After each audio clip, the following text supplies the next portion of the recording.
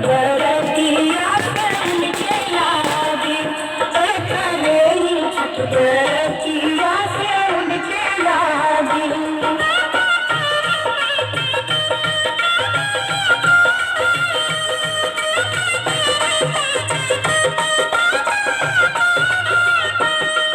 अमरूदिया के बात करूँगेलन सूरज मल जाके धूपे।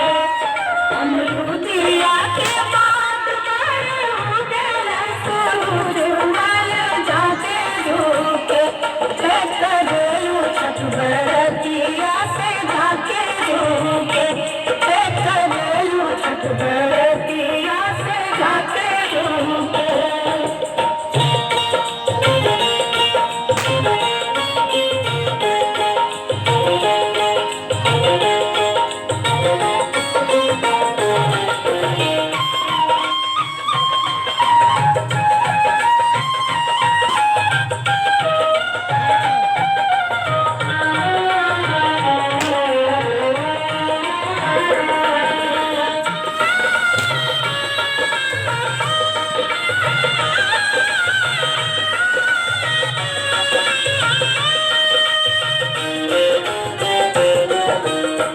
हमको से पूछी बरतिया बरतिया से ठुकरा लागी।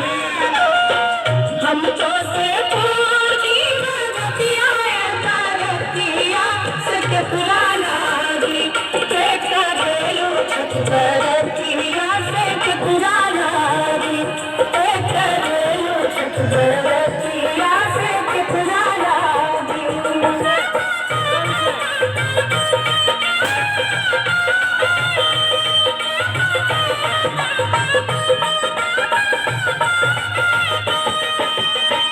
हम रोज स्वामी कहले ऐसन स्वामी से उनके लागे। हम रोज स्वामी कहले ऐसन स्वामी से उनके लागे। करेलू छठ बरतिया से उनके लागे। करेलू छठ बरतिया से उनके लागे।